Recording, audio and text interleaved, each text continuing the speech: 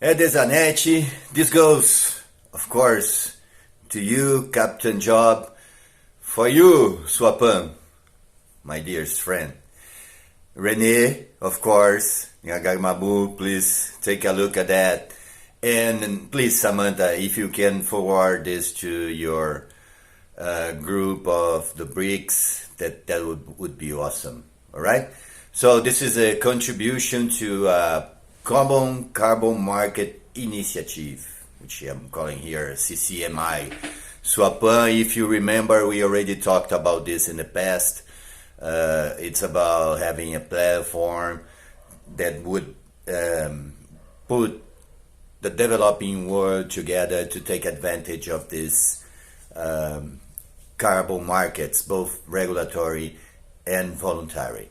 Globally, we emit something like 31.5 billion tons of CO2 per year. 10% of that can be removed by products that has a certification of carbon negativity, let's call it. It means, for example, if we are talking about the European market, a billion tons of CO2 per year, if we are talking about 10% of the emissions they have over there, which if we take a price of 50 US per ton, I think it's close to the tax that the Green Deal in Europe is supposed to implement on each ton of carbon over 2023. We are talking about 50 billion US per year of market opportunities for products CDR certified, carbon dioxide removal certified products. I'm sorry. And if we are talking globally about reducing 10% of global emissions with our products, we are talking about a 200 billion market per year. So it is something that the developing world should be looking at, and that's what we are trying to call the attention here. The UNFCCC COP26 Article 6 carbon market is under development, and we have the substance meetings 55, 56, 57, 58, and 59 with decisions that would be coming from COP27 in Egypt and COP28 in the United Arabian States. While we have the voluntary carbon market that is advancing fast, and we will have some communication between the two of them when we talk about products that are certified as CDRs. So it is really a time to bind the both together.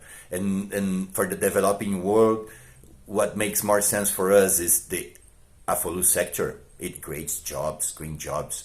The AFOLU sector project activities are envisaged as global climate solutions. In Brazil law proposal, the PL 412 2022, the platform Floresta Mais and the PNBSAE platform for registry are instrumental to promote sectoral carbon credits generation and trade, including of CDRs certified products. And our cost commitments are aligned with this format. That's what we are talking about here. We are talking about a project that's it's ongoing in Brazil to generate carbon credits from a cooperative here with close to 1.2 million hectares of land. That's their carbon project, carbon-based project. And in Ivory Coast, we have the Cashew Nut Association that is developing a project with 1.4 million hectares of cashew nut plantations. So they are both similar projects, and I believe we can find other cases around the developing world that can be used to enforce or strengthen our position at the COP27 and COP28 meetings in order to have our methodologies in place to facilitate our countries and our rural landholders, be them public or private, access to those markets. So we are presenting those cases as prototypes, large-scale prototypes, to serve as a basis for a common carbon market initiative between both countries. Here we are talking about Brazil and Ivory Coast, and we are also presenting a proposal on how this should be implemented over this 2 years period. All right, so it is addressing the issue of creating those CDR products that are within the European legislation right now, and they can spread globally. I mean, they make a lot of sense. It means that people will be buying products that are actually producing, removing CO2 from the atmosphere.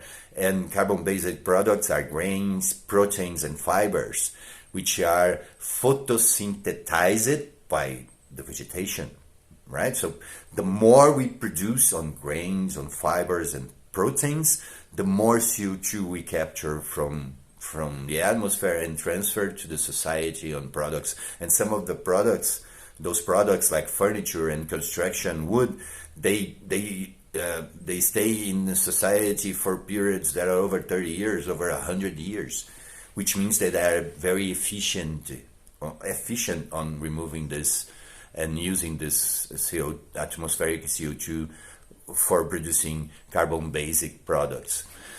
We already called the attention for the COP27 and COP28 meetings.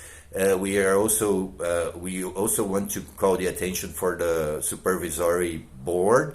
The supervisory board is working on developing or piling up or stockpiling methodologies, registry systems, existing carbon project activities in order to direct the work of Substa and the work of the COP27 and 28 on deciding about which methodologies would be accepted, how to register that, and which kind of project activities would be eligible, including with the additionality approaches. It's really important for both regulatory and voluntary markets to follow up those discussions. And in Brazil had more than half, 55% of its projects on the last market came from the energy sector. And now the affluent sector is the solution. The anthropogenic use of land and solution is the solution for the global climate crisis. Therefore, we need policies that are directed towards improving, enhancing the participation of the agricultural, the silvicultural, the cattle pasturing, and other land uses as carbon credit generators. And there is a law project in the Congress that does that. The 4/12/2022 established 9 instruments that will allow the market to functioning. And if you have those instruments on your country, we can have a mutual recognition, we can have a common market operating. That's what we are proposing here.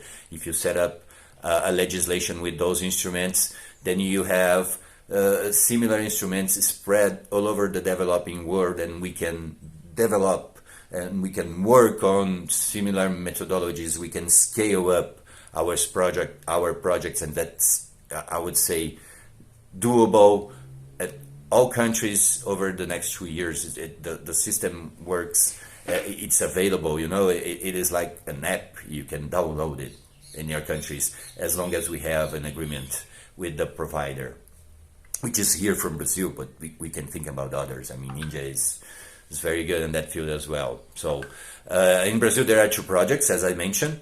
There is one from a cooperative here in the southwest of the country. that's developing a project involving agricultural land management, soil organic carbon, in-haste sustainable forest management, and production of industrial and energy wood products.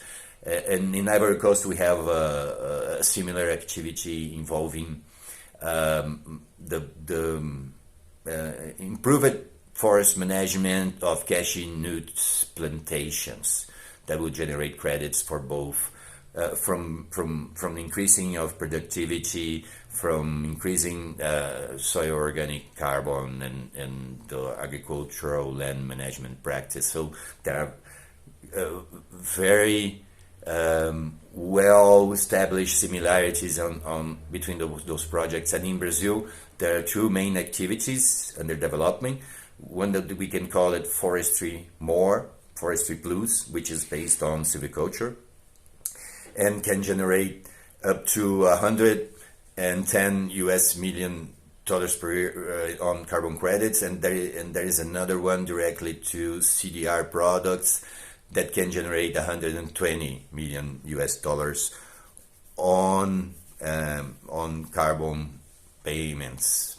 Okay, so the projects are huge. A 2-year step-by-step, we can call it a guide for organizing a political unit and a platform for operating the system is suggested here on the paper. Over a 2 years period, we need 90 days or perhaps a little bit more even to identify where to set up the platform, who should be involved, what are the main actors, and how should this be operating. And then we need close to a year to effectively implement the system, put in place training people to operate it. And after that, we need a monitoring period to assure that those operations go smoothly and you have the system perfectly in harmony within the country and within countries. All right? So please enjoy the reading. Take a good look at it, and let's talk about developing this common carbon market initiative between our countries and our private sector. All right?